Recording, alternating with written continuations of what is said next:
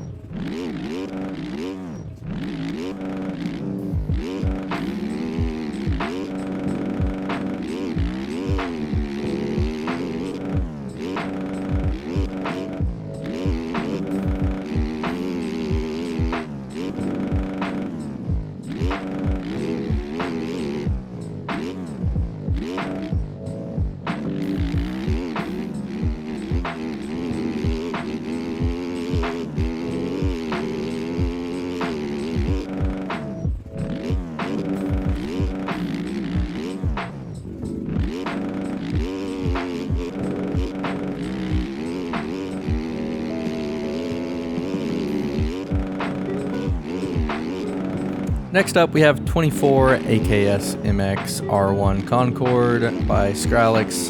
This one, honestly, I feel like this is like a remake of the Vegas SMX.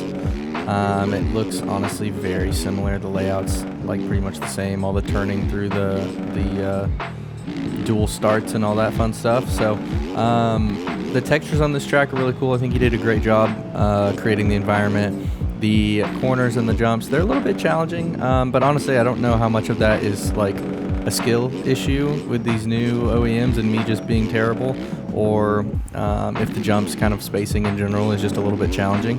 But nonetheless, this is a cool track. If you enjoyed the layout of the Vegas SMX, then you'll probably enjoy this one too.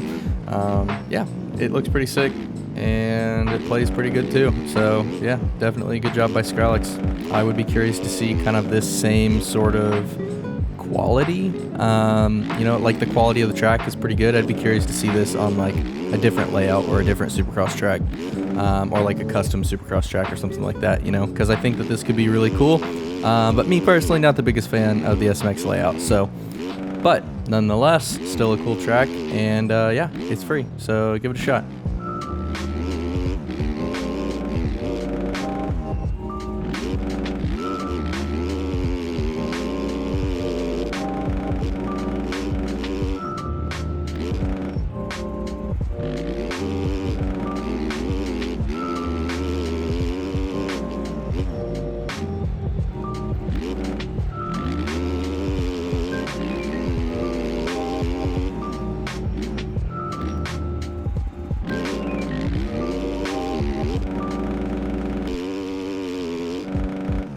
Lago de Paracuba by PG Tracks.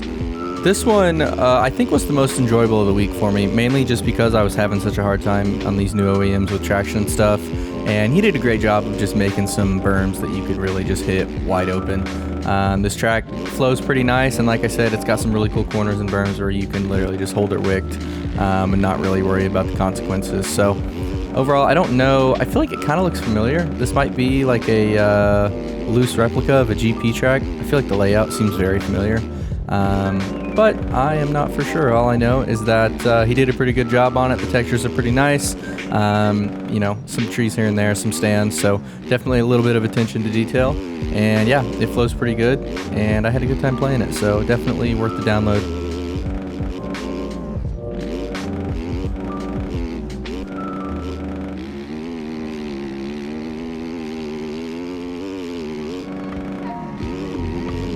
All right, and here we are on the only paid track of the week. As I said, short one today. Didn't have as many tracks submitted. I think everybody's kind of getting used to the new OEMs and figuring out how to make tracks around them. This one's fun. The scaling isn't too bad. I'm on a 450 and I'm struggling to hit some of the smaller stuff a little bit. So it's definitely, I think he said in the description he's going to make some updates for the new OEMs, but overall, track layout, pretty fun, flows pretty good. All of the scaling of all the jumps and stuff is really fun. So I think he did a fantastic job. The environment, everything, definitely worth $1.50. Like I said, the only thing, I'm struggling on the new OEMs, so that was the only reason I might not have had as much fun as I should have had on this track. But nonetheless, it's a great track. And don't ask me how many attempts it took me to hit this triple. I will not disclose that information. And definitely don't ask Splash about it either.